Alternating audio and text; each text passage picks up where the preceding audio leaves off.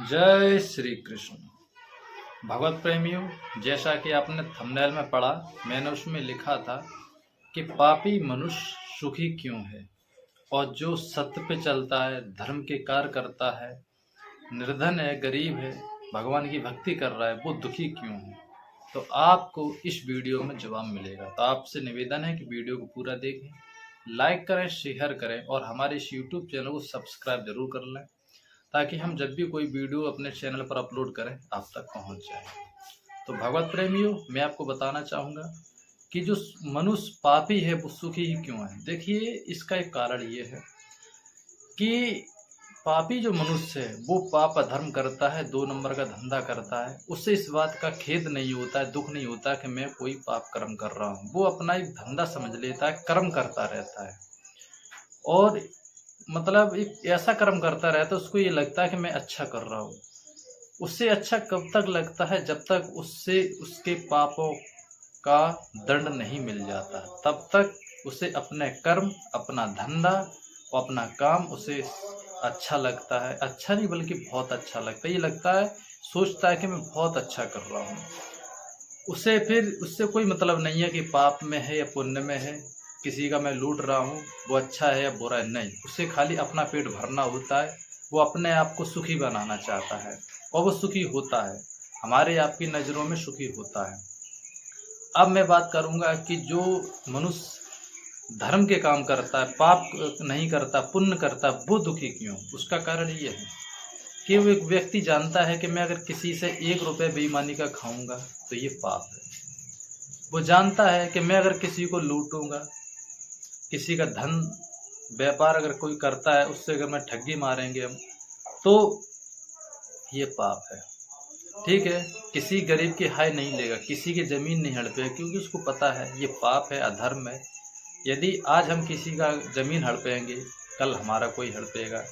आज हम किसी की 1 रुपये की बेईमानी करेंगे तो कल हमारी भी कोई बेईमानी करेगा, क्योंकि उससे ज्ञान हो जाता है, उससे पाप पुण्य का ज्ञान होता है, धर्म अधर्म का ज्ञान होता है, सत्य असत्य का ज्ञान होता है। इसलिए वो व्यक्ति गरीब रहता है, निर्धन रहता है, क्योंकि वो अपनी मेहनत से, अपनी ईमानदारी की कमाई से अपना घर चलाता है।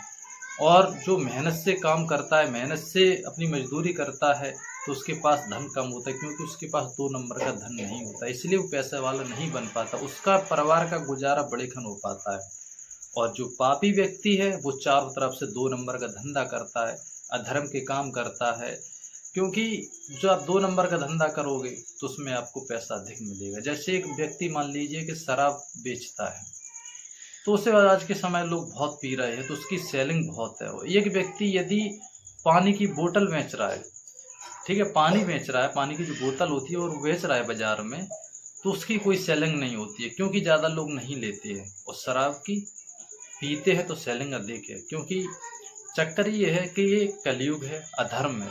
तो यहाँ लोग उल्टे काम में पैसा बहुत खर्च करते हैं, अच्छे काम में खर्च नहीं करते। कभी आप देखना, मंदिर में कोई 10 रुपये दान करेगा, लेकिन कहीं और अधर्म का काम होता है, कहीं नाच गाना हो रहा हो, ठीक है, कहीं वेश्या आई हो, कोई नाच गाने वाली आई हो, तो वहाँ देखना कि हजार हजार 2-2 हज़ार लोग रुपए उड़ा देते अपनी नामवरी के लिए, अपनी एक शान से की में उड़ा देते हैं कि उसने 100 उड़ाए तो मैं 500 उड़ा दूंगा, उसने अगर 2 हज़ार उड़ाए रात में तो मैं 10 हज़ार उड़ा दूंगा।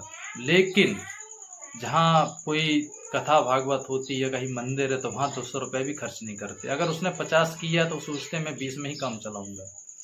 ये है धर्म और अधर्म में अंतर। पापी इसलिए सुखी है और जो धर्मी इसलिए दुखी है। लेकिन मैं आपको बताना चाहूँगा, जो धर्म पे चलता है, जो अपनी ईमानदारी से काम करता है, ईमानदारी की रोटी खाता है, वो जीवन में कभी उसे कोई कष्ट नहीं होता। एक गरीबता का कष्ट जरूर होता है, निर्धनता का कष्ट उसके अंदर रहता है कि मेरे पास धन नहीं है, लेकिन उसे कभी शरीर कष्ट नहीं होता है, उसके परिवार में किसी प्रकार का कोई कलह कष्ट नहीं हो सकता। सिर्फ धन की थोड़ी कमी महसूस होती है, लेकिन यदि उस निर्धन व्यक्ति का, उसके परिवार का मन शांत है, उसकी आत्मा संतुष्ट है, जितना है उसी में संतुष्ट है, तो वो कभी दुखी नहीं होगा। और पापी मनुष्य जो बहुत धनी है, सेठ है, एक दिन उसके ऊपर ऐसा कहर टूटता है ना कि जितना पैसा उसने जीवन भर में कमाया था उसका उतना पैसा एक पल में चला जाता है। ये तो उसका कहीं बहुत भयंकर एक्सीडेंट होता है, उसी में समाप्त हो जाता है।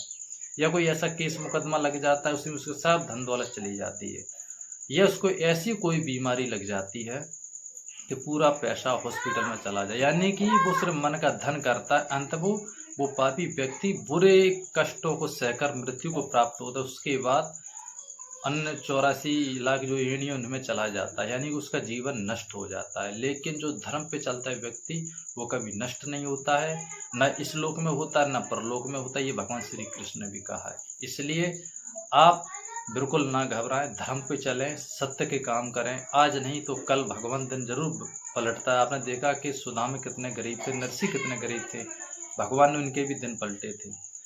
हरिश्चंद्र राजा थे, फिर निर्धन हुए, फिर भगवान ने समय पलटा, फिर वो धनी बने, फिर उनको राज्य प्राप्त हुआ।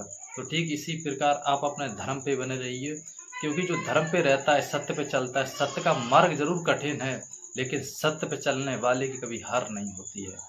मैं बताना चाहता हूँ, क्योंकि जो सत्य पे चलता है उसके साथ सत्य नारायण होते, यानी भगवान कृष्ण होते। जिसके साथ भगवान कृष्ण हैं तो उसकी कभी हार नहीं होती है। इसलिए ईश्वर पे भरोसा रखें और अपनी ईमानदारी से काम करें, आपकी कभी हार नहीं होगी। और ये सुख दुख जो है ना, सांसारिक सुख, ये सिर्फ मन का खेल है। मन हाल आपको दुखी कर देगा, मन आपको सुखी कर देगा। इसलिए मन के बहकावे मत आइए, अपना ईश्वर की भक्ति करें, जो आप काम धंधा करते उसको ईमानदारी से करें, आपको जरूर सुख प्राप्त होगा, भगवान आपके दिन जरूर पलटेंगे।